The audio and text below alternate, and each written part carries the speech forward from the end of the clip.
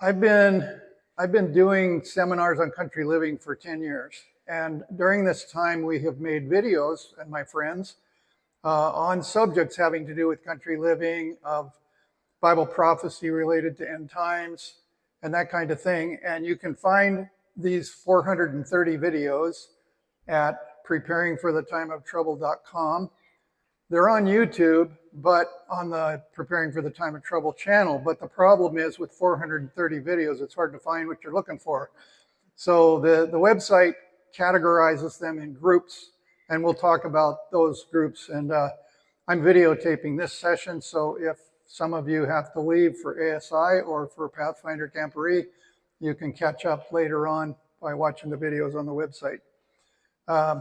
So we have, like I say, 430 videos. They also are podcasts. So when you go to the site and you look at what you're interested in, there's a video that's a YouTube video, but I also record it in audio. So let's say you want to listen to it in your car going to work. Yeah, you don't have the graphics and all that, but you can do that by downloading onto your phone the audio podcast. And then there's also handouts, lots of handouts and stuff like that. Here's what we're going to do today. I'm a teacher, and they say when they teach you to be a teacher, you should tell them what you're going to do, you should do it, you should tell them what you did. So here's what we're going to do through the week. Today, I'm going to tell you our personal country living journey. Then we're going to talk about the end of life as we know it. And then we're going to briefly touch on grid down dangers, like what could make the power grid go down, and Ellen White's counsels on leaving the cities. And then at the request of the conference president, he said, I want you to make sure that you include information for people that don't live in the country, that are wanting to move to the country, but they haven't got there yet. And what I'm going to show you is that don't wait until you are in the country to learn how to garden. You can't just snap your fingers and be a gardener. Matter of fact, my wife's the gardener, I'm the fence builder. So I've got a long way to go, but I have some good things to share with you about that with her counsel. So I'm calling that balcony gardening. Okay, and then tomorrow, Tuesday, this is kind of the core of the topic, and that is alternatives to the grids on which we depend. For instance, when we think of the grid being off grid or something like terminology like that, it's talking about the power grid. But my suggestion is that anything that you pay for is on some kind of a grid. It can be buying food, that's a food grid. It could be medical, it could be financial. There's all kinds of things that you pay money for that if you couldn't do it anymore, what would you do? And so we're going to analyze tomorrow these different things that we pay money for and give you suggestions of alternatives that you could maybe plan towards now, so that, we know that there's going to be a time when you can't buy or sell. That's in the Bible. It's going to happen, and probably in our near lifetime. But we also could lose our services anytime without notice, such as the power grid going down, and we'll talk about that later on. But anyway, so that's tomorrow. Wednesday, we're going to talk about leaving the city trends. With COVID and the things that happened in the last few years, there's been a huge migration of people from Washington, Oregon, California, Colorado, moving to Idaho and Montana to get away from the chaos that they've been experiencing. So that's what we're going to explore. Then we're going to look about spiritual reasons to move into the country. And when are we instructed to move? This is a really important one, because you will hear people that, oh, you went to that country living seminar. We don't have to do anything. My bread and water will be sure. God's going to take care of me. And we're going to contrast those and show how that's not a correct understanding. And most of you probably already understand that. And then we're going to look about some Sunday law movements and how that plays into the time when we should be moving out into the country. So that's Wednesday. Thursday, We're going to talk about, okay, you want to move into the country, or maybe you're in the country and it isn't the ideal property that you were hoping for. We're going to talk about what are some ideal things to look for in country property, because there's lots of things to consider, what to look for and how to find it. And I'm going to show you free tools that are online that you can use on your smartphone as you drive around and look at property. You can spy on that property. You can look at what they paid for it, who owns it, is the person in there a renter, aerial views to see what's around the neighborhood, et cetera, et cetera. So it's pretty interesting. And then we're going to do a country property tour of a house written or built by the person who wrote the book on country living, and that we'll have a tour of that property. And then Friday, the spiritual part is the most important. I've written this book, Sustainable Country Living, and I'm done writing, and we're proofing a second book called Spiritual Preparations for the Time of Trouble, because if all you do is prepare and you're not covering the spiritual part, you're missing the whole point. Because if you're not spiritually connected, you're not going to make it through anyway. God can only protect you if you're spiritually connected with him. So we're going to talk about preparation versus presumption, balancing physical and spiritual preparation. And then you don't want to miss Friday. We're going to have a person who is going to personally tell her story of how God gave her country property.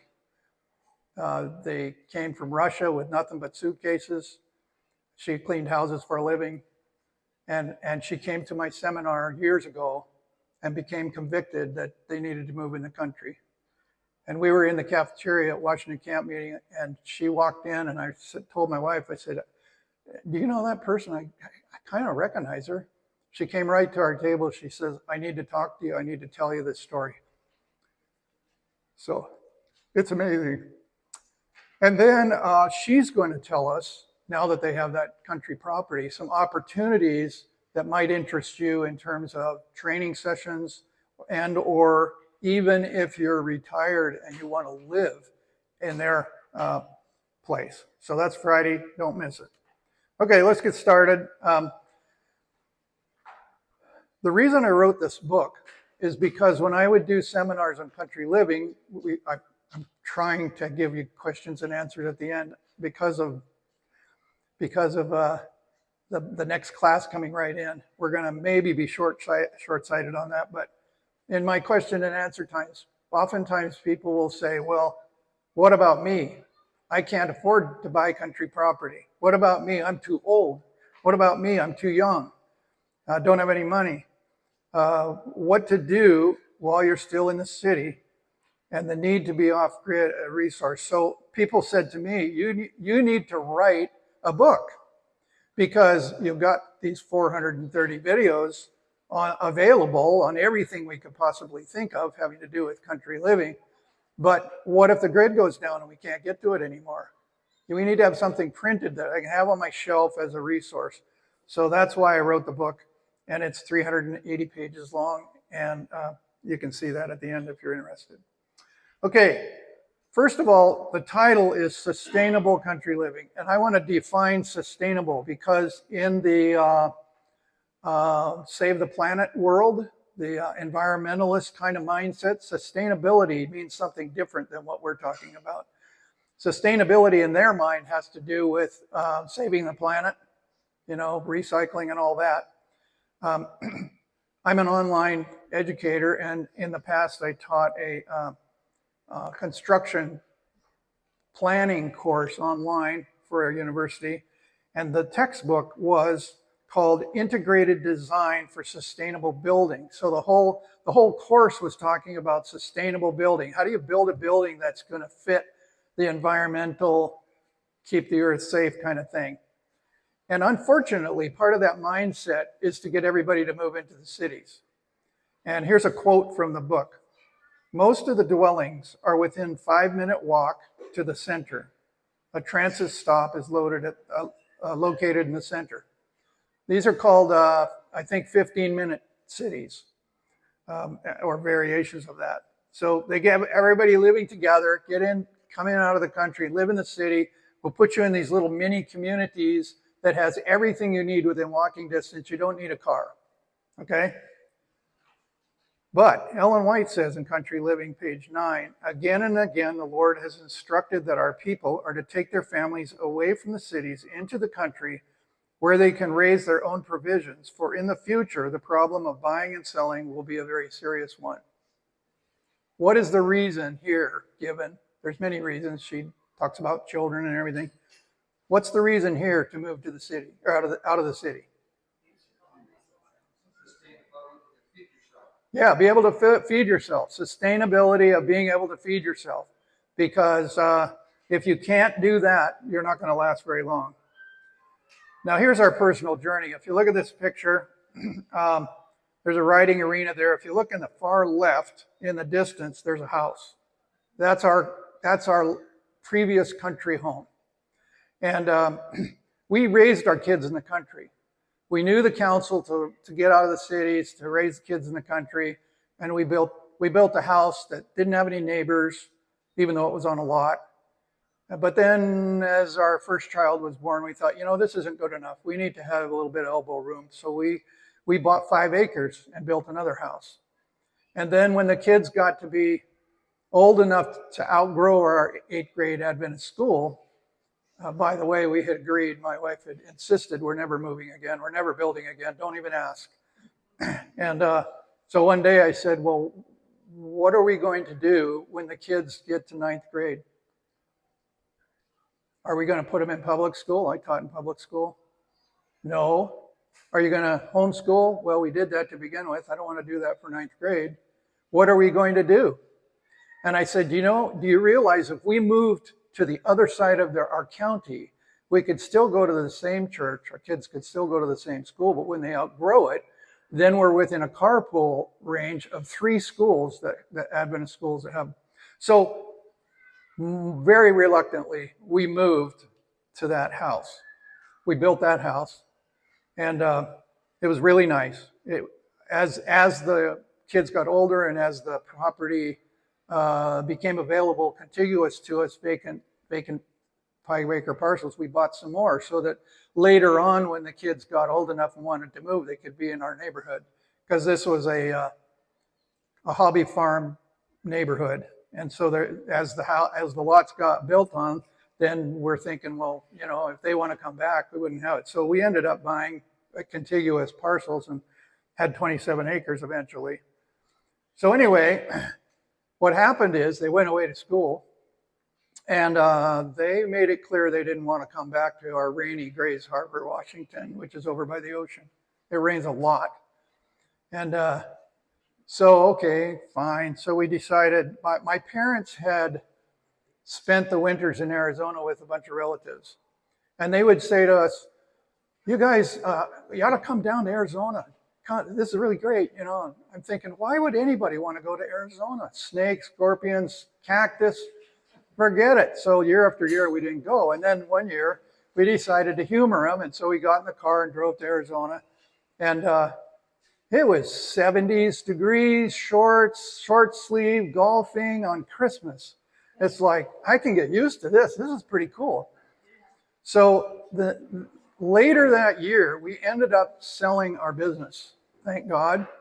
And so we knew nothing about investing in stocks or anything like that. So what we decided to do is we thought the baby boomers are going to go south. There were lots of Canadians that went down there. My relatives were Canadians. They're going to want to go south. They're going to want to play golf. They're going to want to live in an adult community. So we said, why don't we take money from selling the business? Why don't we buy a house on a golf course in an adult gated community that mom and dad can live in when they go down there? Because they were in an 18-foot camping trailer.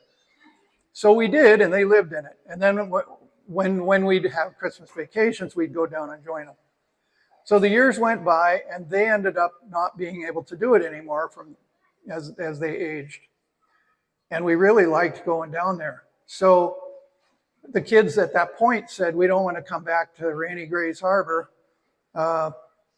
So we thought, okay, we'll get someone to mow the lawn and kind of keep the place up. Maybe we'll get a house sitter, And when we come back, we just got to pick up and go. We did that. The lawn mowing was a failure. The guy in the house didn't work out.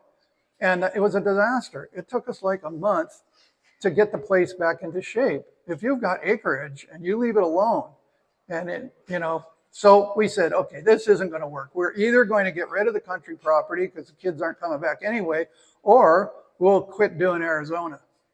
We talked to the kids and said, no, don't quit doing Arizona. This is fun. So we decided to sell the country property and build a place that was similar to what we had in Arizona, which was a house on a golf course on a 60-foot lot. 60 feet is about as wide as this building, okay? It's not big. And so we did. So we sold that house. We drew plans. We built our next house. Getting real tired of building houses. And we moved into that place, and everything was turnkey. We had duplicate clothes at both places. You could just lock the door and go. Lock the door and go. And we said, this is great. We can spend the rest of our life in this scenario. This is great. About this time, our daughter gets married, and she marries a guy who lives 20 minutes from us and Arizona. So we went down there. We'd already sold. We'd already done the house on the golf course. And they said, hey, you want to go to the church? And so they said, you want to go to these country living seminars at the church? Sure, we like country living. So we went, and it was put on by Meissners from Northern Idaho, Adventist people. And we got halfway through that, and we looked at each other and said, what in the world are we doing? We know better than this. We're supposed to be in the country. You know, Mesa, where our Arizona place is, 500,000 people, and it's just a suburb. It's not even a city. And so we said, we got to change. This is not right. And so our daughter and husband and us got focused on where are we going to go? We're going to move in the country. So we moved from the country to the city, and then we went to this seminar, and it convinced us we needed to move out. So now we're in Arizona. We're in the mindset of, we're going to get out of Dodge. I'm researching all these aspects that I'm going to tell you some things about. And then Kathy goes to Sprouts, which is kind of like a Trader Joe's small grocery store that has all kinds of neat stuff. She went there at 10 o'clock in the morning, and all the produce was gone. There wasn't a single thing there. And we knew that if some major catastrophe happened, that the grocery store shelves would be empty in 3 days, if not sooner. That's in the back of her mind. She goes there, and it's already empty, and it's not even a catastrophe. So she asked the manager of the produce, what's the deal? And he said, well, our truck hasn't come yet today. That's all it took, is the truck not coming, and everything was gone, because it's just-in-time delivery. Well, that was our wake-up call in Arizona. If that happened so fast without a crisis, what would happen if there was a crisis? So then we went back to Washington in our house on the golf course, and there was a power failure, and it's winter. No big deal. We got a natural gas fireplace. Natural gas still works when there's a power failure. The problem is we can't light the fireplace. It will not light without electricity telling it to go. So we're sitting there freezing. We're going, this is really dumb. We've made a big mistake. We got to change this. So that was our own personal thing, but you've all experienced some that were global. Washington State, this Life Care Center nursing home that was the first place somebody died in the United States is what originally was an Adventist chain of nursing homes all over the country. I don't know who owned this one at the time, but that's where it started, was at Kirkland Life Care Centers, and it went global, as you know. And then this happened. Now it's not the produce section, it's the toilet paper at Costco, right? And everything else. So we have seen, all of us, how quickly things can change. I was teaching Sabbath school. We had like 45 people in the class, and I had 2 doctors. And after this had happened with the Kirkland deal, our county health person had made an announcement that if you're at high risk, you should make precautions because this is dangerous. And so when my class was done, I told the class, I said, I'm just letting you know that I'm at high risk. I'm diabetic. I'm over 70, blah, blah, blah. And so I'm in that category. So I'm not going to teach this class live anymore. I'm going to do it online if you want to continue. One of my participants is sitting here. And I was reading body language of two of these doctors. And one of them, I was reading, if I was reading it right, he's saying, you're overreacting. This is ridiculous. And then the other one's going, yeah, brother, you better do this, right? Well, that was the Sabbath that our new pastor had come, Ron Helverson Jr. You might have heard of him. And we were really excited to have him as a new pastor. And he did his first sermon, the place was packed. The next sermon, the church was empty. That's how quick it happened. It just happened like overnight. So I want to show you some ways that life can change quickly.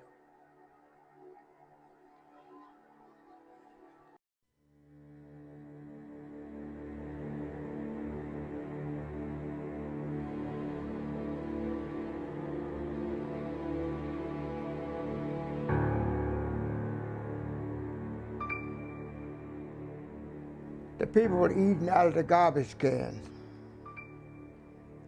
sleeping on the street, any place that they could sleep.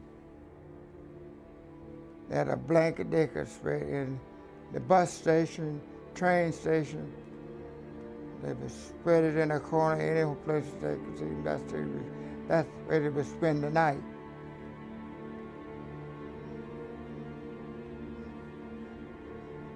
With no money. I'd heard this commotion out in the hallway one time, and it was winter, and this family was being evicted out of the building. They had 2 children, and we used to play with the kids, and they were the same age. And I went downstairs with my cousin, and here was all their furniture out on the sidewalk, right on the edge of the street, not on the street, but right on the curb, where people could still walk by. But there, I remember seeing their dressers and their couch and different pieces of furniture, and the 2 kids were sitting up on top of one of the dressers, and it was snowing. And I said, my mom came down, and I said, Mom, what's going on? And she said, well, they couldn't pay the rent, you know, they got evicted.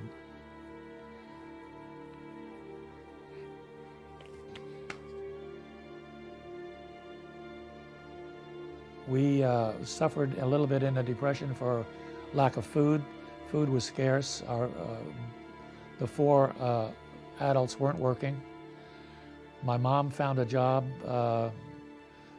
working in a hot dog stand, and she was able to bring some of the buns home, and once in a while some of the hot dogs. But my uncle did menial labor now and then, and he was able to bring home some food. I can remember my uncle getting some of the older potatoes from the Mark guy downstairs that we got to know, and bringing them up and making a potato pancake for us. And we were lucky to get an onion in it ground up, but he would make a good potato pancake. And us cousins would sit on a towel on the center of the living room floor. We didn't have much furniture, and that's what we had to eat for the whole day. In the city, you had to buy everything you eat. Everything you eat, you had to buy.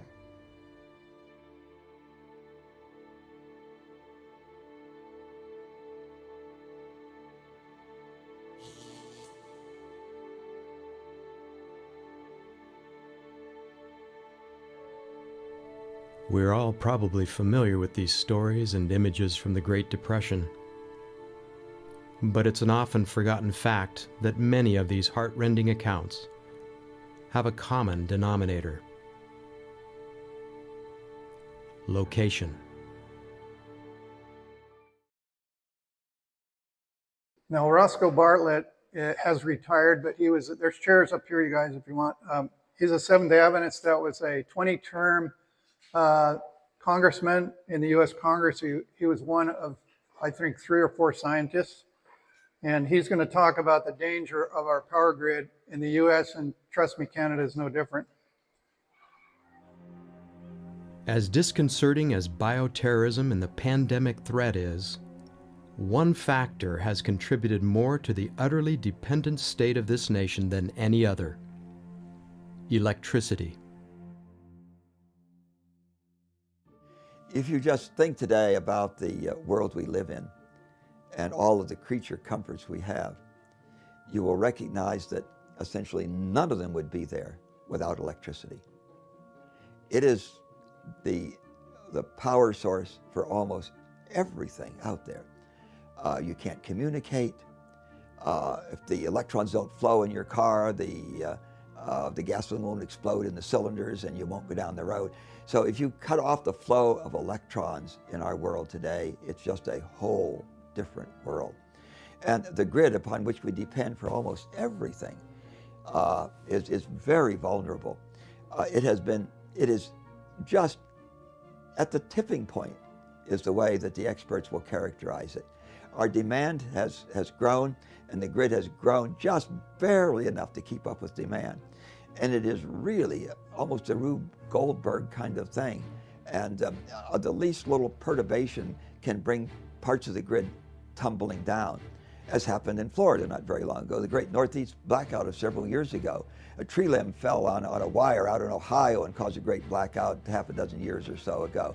Any little thing can bring down large parts of the grid. It is very vulnerable to terrorists. I am told that there are a dozen substations in the country that are so critical to the function of the grid that if terrorists took out those dozen substations, the grid would come down. And could have events in the future where the power grid will go down and it's not in any reasonable time coming back on. For instance, if when the power grid went down, some of our large transformers were destroyed, damaged beyond use. We don't make any of those in this country. They're made overseas, and you order one, and 18 months to 2 years later, they will deliver it. Our power grid is very vulnerable. It is very much on the edge. Our military knows that. And sometimes it's very difficult to do what they call a black start. That is, to start without electricity. Many of the things that produce electricity need electricity to start them spinning. And if you don't have electricity, how do you do that? They call it a black start. And many of our big power producing turbines and so forth cannot do a black start. They've got to have electricity from somewhere else to charge them and get them spinning so that they can then start making electricity. If you go do a Google search and go on the web, this isn't some strange knowledge that the Congress has and nobody else has. It's out there. This is pretty widely known that our grid is very vulnerable. And if you just think about all the things that are important in your life, how many of them wouldn't be there if the grid has gone down? You can get some measure as to what the world is going to be like, what your country is going to be like, what your community is going to be like if we don't have power. A panel of experts at the Universal Peace Federation has now issued a warning on the growing threat of EMP or electromagnetic pulse weapons. Such an attack can knock out virtually all communications and other critical services of countries in a matter of minutes. For long, experts have warned that key electrical infrastructure in the United States remains particularly vulnerable to an electromagnetic pulse attack or EMP, likely to be orchestrated by China, North Korea, or even Russia. The Universal Peace Federation specialists have now said that the US is at a pivotal moment if it wants to avoid a potential doomsday scenario. But to analyze the risk, we must first understand what an EMP is and how it can be weaponized. An EMP weapon is one that directs a massive explosion of energy over an intended target, much like lightning. But in contrast to other conventional weapons, an EMP explosion does not physically harm humans.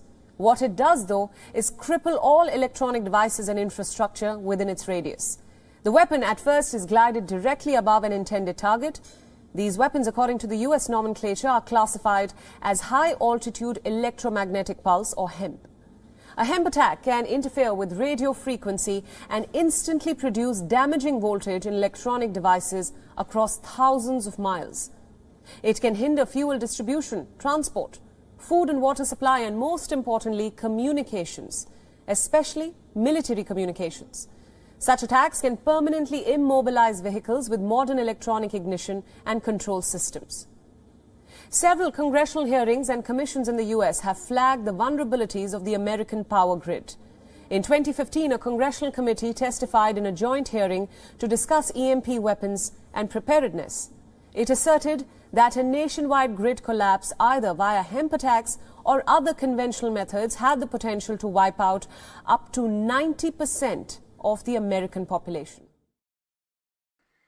Here is what that was saying in brief. An EMP, an enemy blows a small atomic bomb high above the atmosphere, and anything line of sight, if it was in the center of the US, it would get the lower part of Canada, coast to coast United States, and anything in line of sight that's microelectronics would be dead. The power grid would go down. So your cell phone wouldn't work, your computers wouldn't work, your car won't start, planes are falling out of the sky. So that's the first attack that an enemy would do, and it could even be done by a terrorist. So it's a serious thing, but we don't see it. It's never happened, so we kind of get blind to it. But when it happens, it's too late. And what you said at the end is the U.S. government says that if there was an EMP, that because of the infrastructure going down, not able to do fuel, not able to generate electricity, et cetera, 90% of the population would die within 6 months. Because, you know, if you're on a dialysis machine, you're not going to make it, et cetera.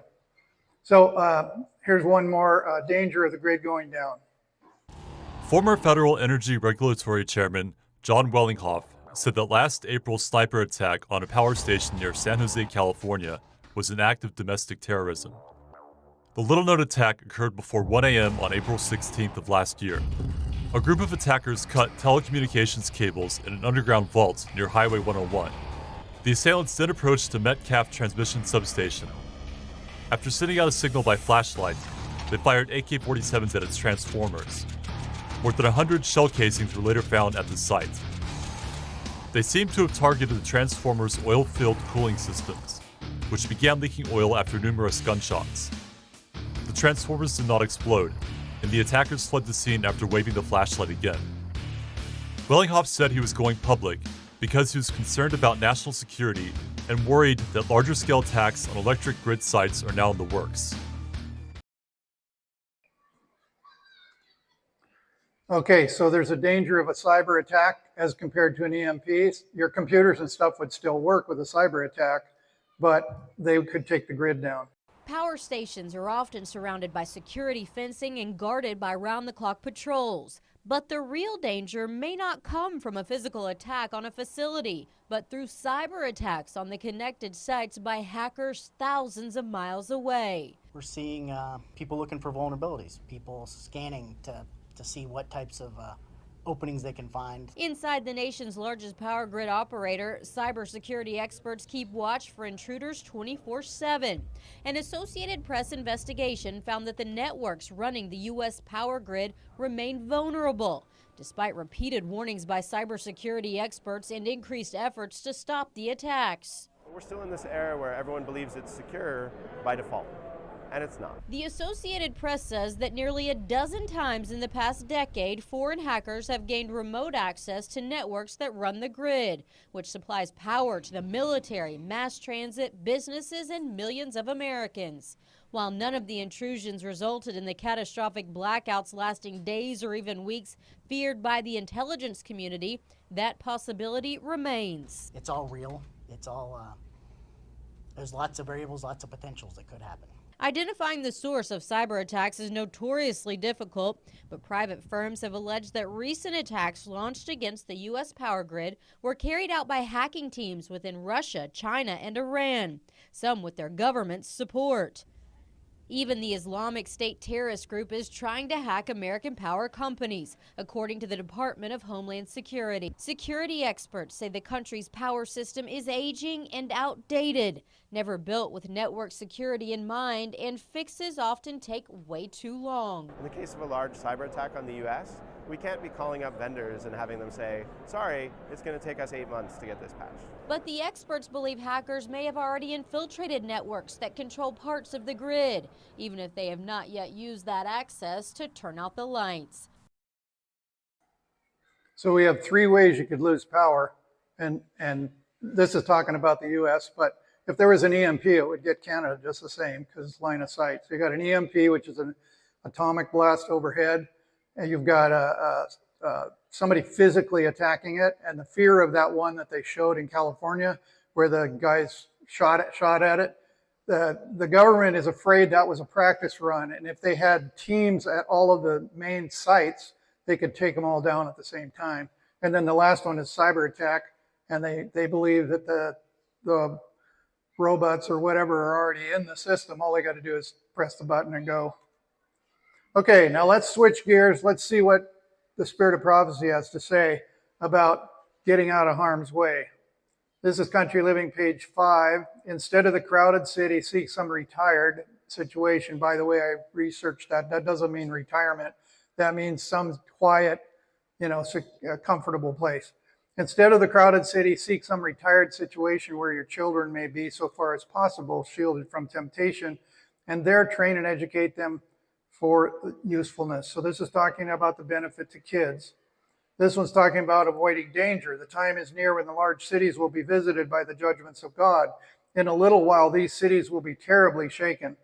One of the links on the handout that I'm giving you, I did research into the different cities that Ellen White mentions by name, and it's really interesting. Avoiding destruction, calamities will come, calamities most awful, most unexpected, and these destructions will follow one right after the other. Before the overflowing scourge shall come upon the dwellers of the earth, the Lord calls upon all who are the Israelites indeed to prepare for that event. There's not one family in 100 who will be improved physically, mentally, or spiritually by residing in the city. Faith, hope, love, happiness can far better be gained in retired places, there's that word again, where there are fields and hills and trees. If, in the providence of God, we can secure places away from the cities, the Lord would have us do this. There are troublous times before us. The time has come when, as God opens the way, families should move out of the cities and children should be taken into the country. On Wednesday, we're going to delve more into that when the time has come. Parents can secure small homes in the country with land for cultivation where they can have orchards and where they can raise vegetables and small fruits. Notice it doesn't say a big place. It doesn't say you have to be off-grid. It doesn't even say you have to buy it. You need to secure it, a small home. And like I say, on Friday, you're going to hear a testimony of someone who had no money, who God gave them country property. As God's commandment-keeping people, we must leave the cities. As Enoch, we must work the cities, but not dwell in them. Again and again, the Lord has instructed that our people are to take their families away from the cities into the country where they can raise their own provisions.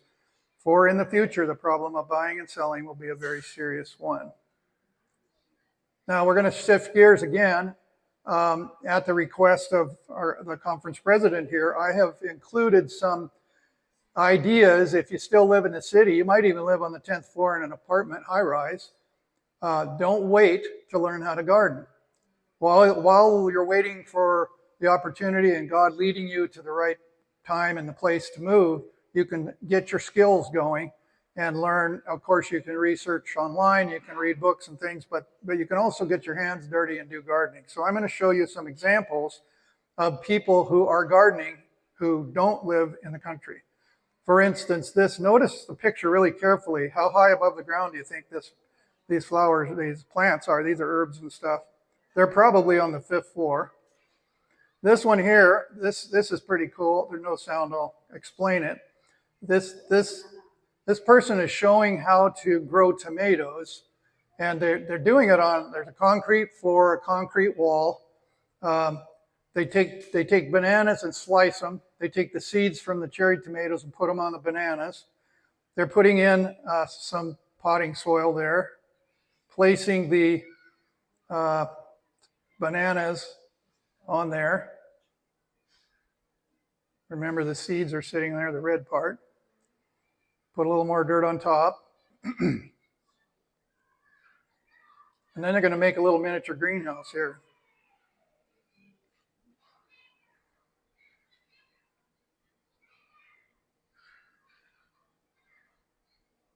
Put a little water on it. There's the greenhouse. Just leave it sitting there on the deck, patio. And now they're going to make a container in which to grow the tomato plants. So this is looks like a 1 liter bottle, and they're cutting little V's where the plant's going to go, about finger size. They made a bunch of them around. They're cutting the top off, that handle off. They're not going to need that. And then they're going to cut the bottom off because that is going to be hung upside down. So this way they can get to there to put in water and stuff like that.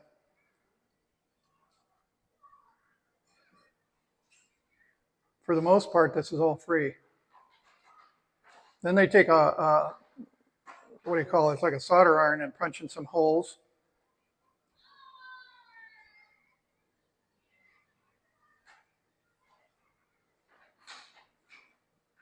Now, this guy is hanging this on a concrete wall. They don't say how he does it, but he's hammering a nail that apparently can go in a concrete wall to hold it, but it could be done a variety of ways.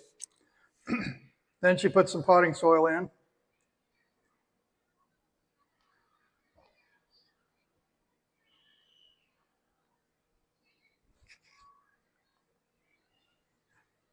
Five days later, the greenhouse has done its work. There it is. 5 days, she's got baby tomatoes going, plants.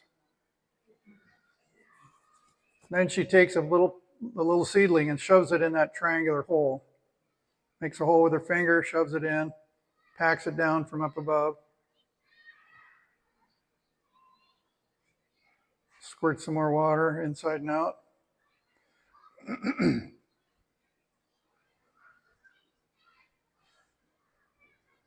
10 days. Obviously, it's on the sunny side, I would think, of the house.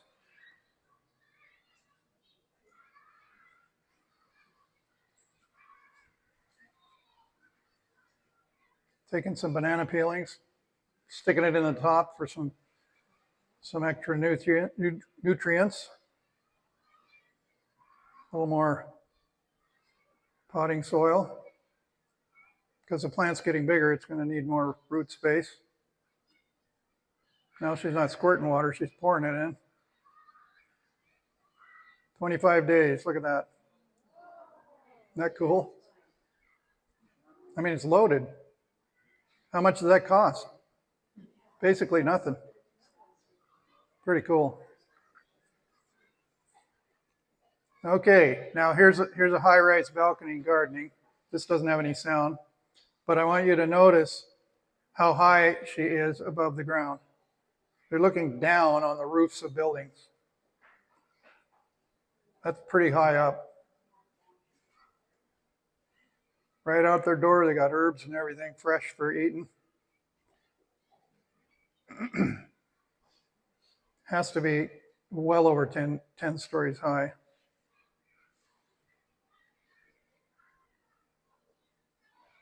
It's just a little balcony. Look how much produce they got there.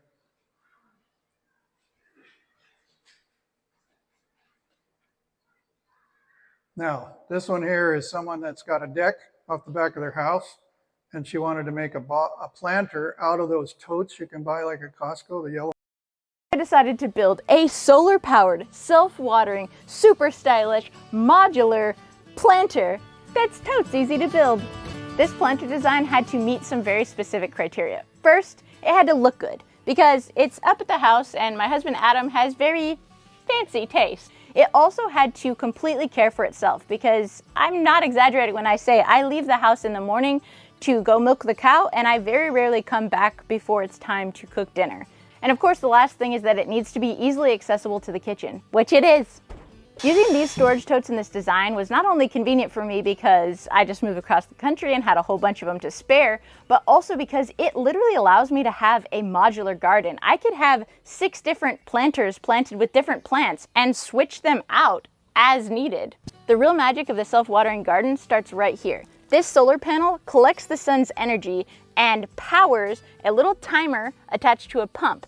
The timer tells the pump when to go off, and the pump, using these 2 little sensors, can gather water from any kind of rain collecting device. The water is sucked up through this little filter, through this tube, all the way up to the garden. I absolutely love this planter for so many reasons. It's easy to build. It actually only cost me about $10 worth of materials to build the whole thing. It provides the herbs right by my kitchen where I wanted them.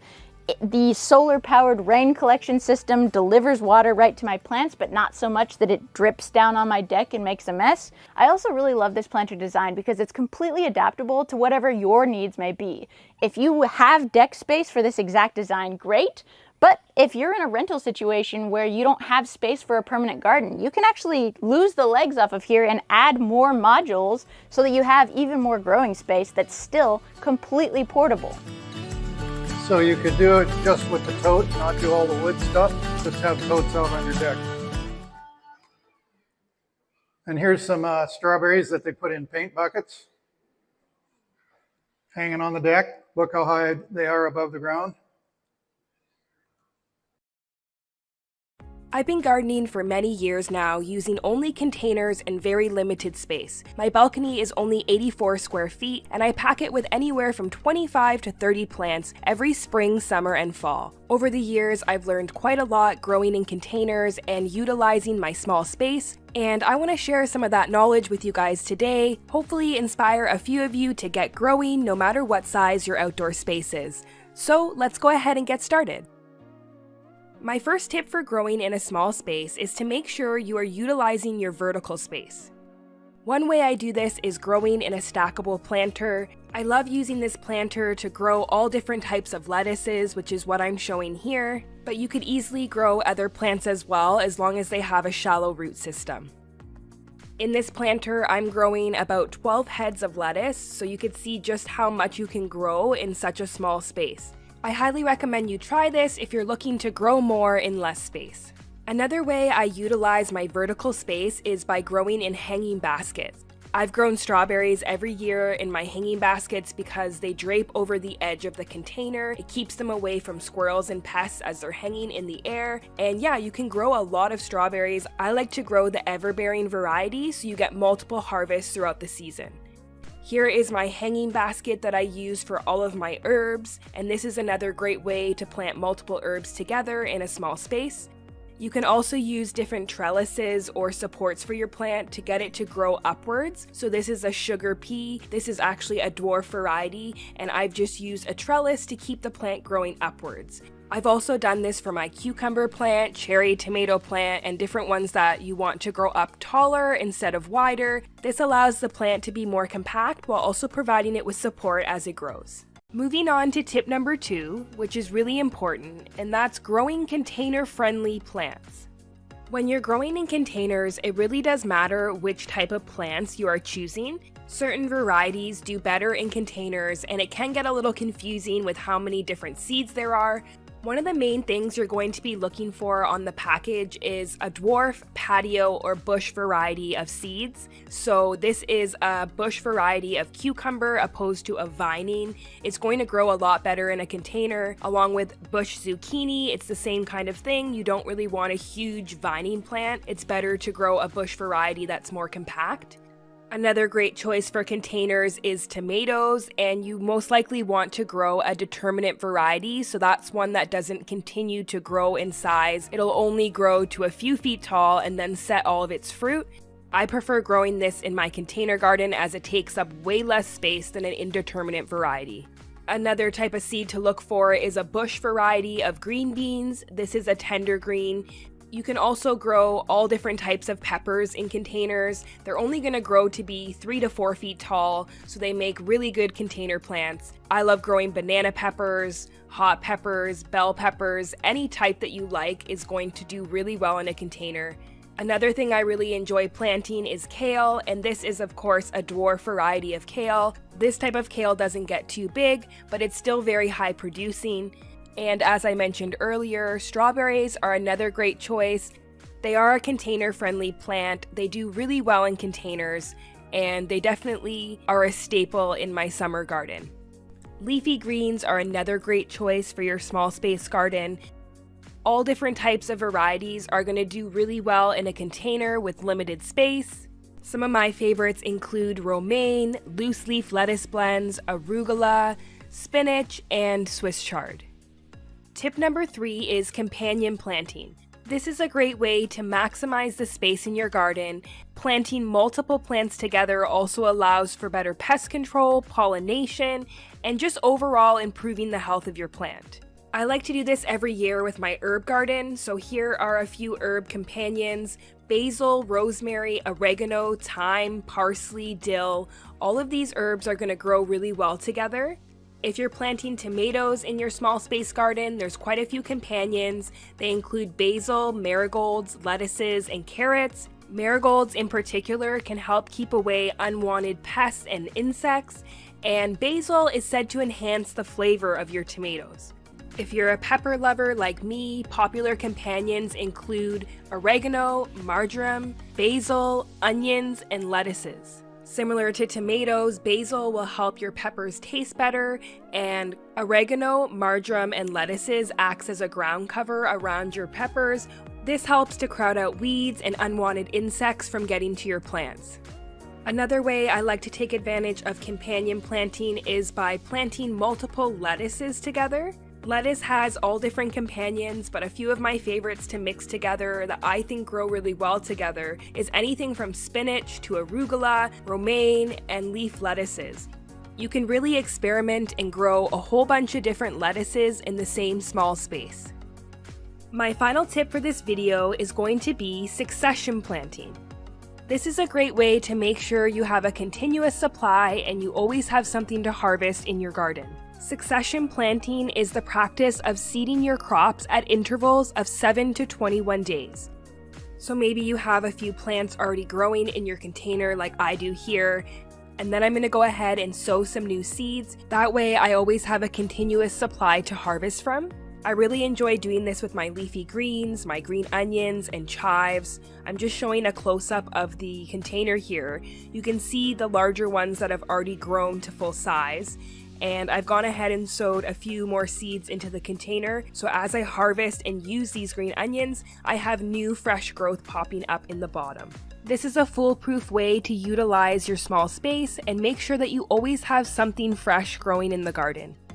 Here is my lettuce container. You can see the larger growth and then the smaller little seedlings that have popped up. It also does really well for how the plant grows. Look how dense and full this lettuce is. And I'm going to show you by pulling back some of the leaves here that I do still have the smaller growth in the corners. Just make sure that the seedlings that are smaller are still getting adequate sunlight. I also do this with my herbs. Here's an example of my dill. So lots of growth happening, and I've sown a bunch of seeds in the bottom. So as I trim this away, I have more fresh dill growing. This is $20. But it's ready to go. You just put your plants and your sod in it. Anybody need more time?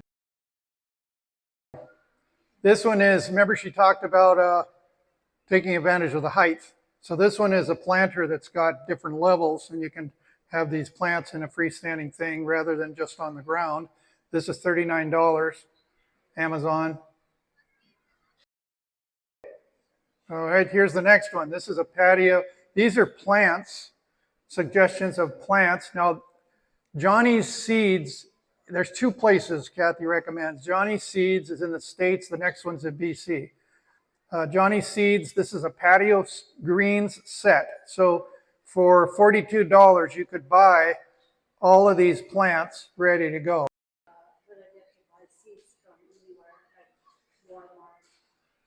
She asked, could you buy seeds anywhere like Walmart? Well, yes, you could, but 2 things. This is talking about container gardening.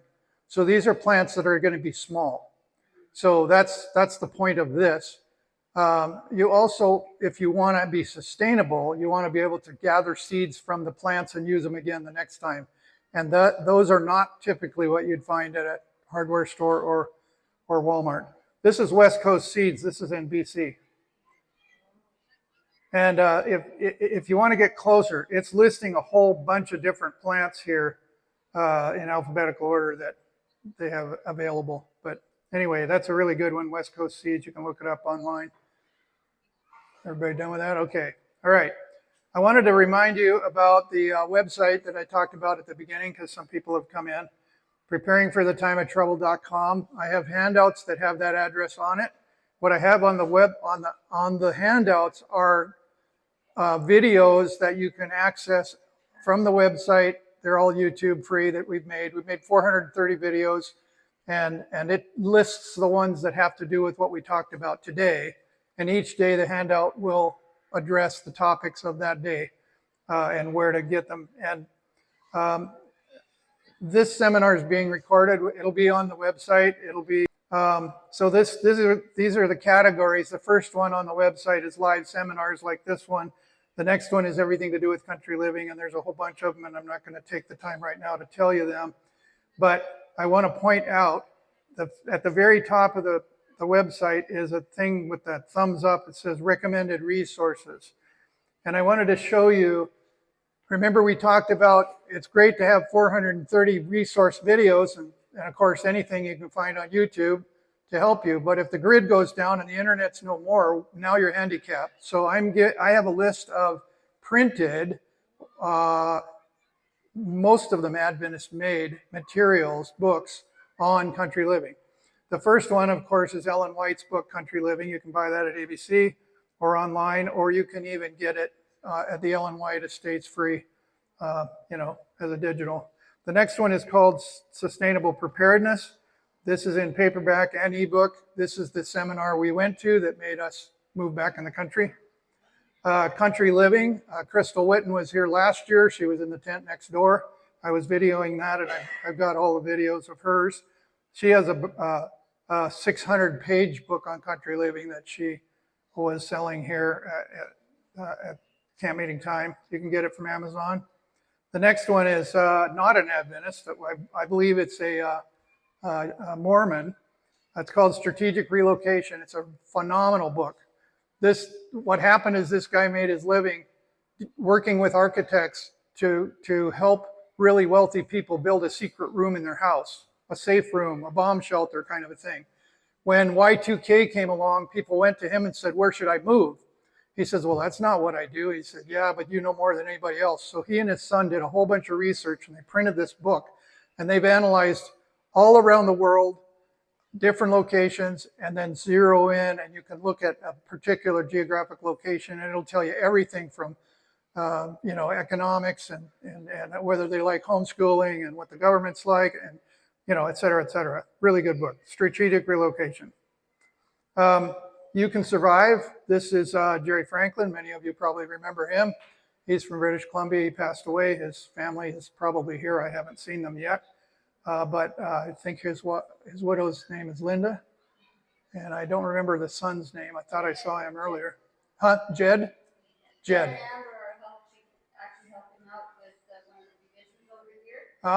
So I did see him walking by. Yeah. Okay, well, if you see her, tell her I'm promoting their book. And then the next one is The Time Has Come Out of the Cities. This is Dave Westbrook. He's a Adventist. Was a pastor, and he had a ministry, has a ministry about getting into the country. And then The Country Way is the gentleman. He used to work at PUC, taught biology, and Dr. Amy, he wrote the book The Country Way, and we'll tell you more about him later. And then the next one you may have never heard of. When the Country Living book came out, they made a companion book by E.A. Sutherland and Arthur White, and it's called From City to Country Living, and it's a kind of a follow-up to Ellen White's Country Living book. And this is my book. This is called Sustainable Country Living, A Guide to Living Through Troubled Times, a detailed look at moving out of the cities and preparing for a peaceful country lifestyle. You can get it in paperback, ebook, audiobook. It's available on Amazon, or the audiobook is Audible, Amazon, and Apple iTunes. My suggestion is if you want one, you get a printed one, because if the internet goes down, the other two aren't going to work. So my suggestion is do a printed one. So that ends the seminar today. Tomorrow, alternatives to the grids on which we depend: the food grid, power grid, water grid, heat grid, financial grid, information grid, and the medical grid. Wednesday, leaving the city, the trends that are going on for people leaving the cities right now, which is making it harder for us to leave the cities because of supply and demand. Spiritual reasons to move in the country. When are we instructed to move? And Sunday law movements. Thursday, finding ideal property, what to look for and how to find it. Friday, the spiritual part, preparation and presumption, balancing physical and spiritual preparation. And again, we're going to have an in-person testimony by someone here on campus who God gave them country property. To be aware of new videos like this one, be sure to subscribe to the Preparing for the Time of Trouble channel. For more free videos and downloadable audio podcasts, as well as handouts, go to www.preparingforthetimeoftrouble.com. Topic categories include recordings of live seminar presentations, country living, sustainable gardening, homestead remedies, how to be self-sufficient when the grid goes down, wild edible and medicinal plants, hydrotherapy, and end-time Bible prophecies. To take advantage of these free resources, go to preparingforthetimeoftrouble.com.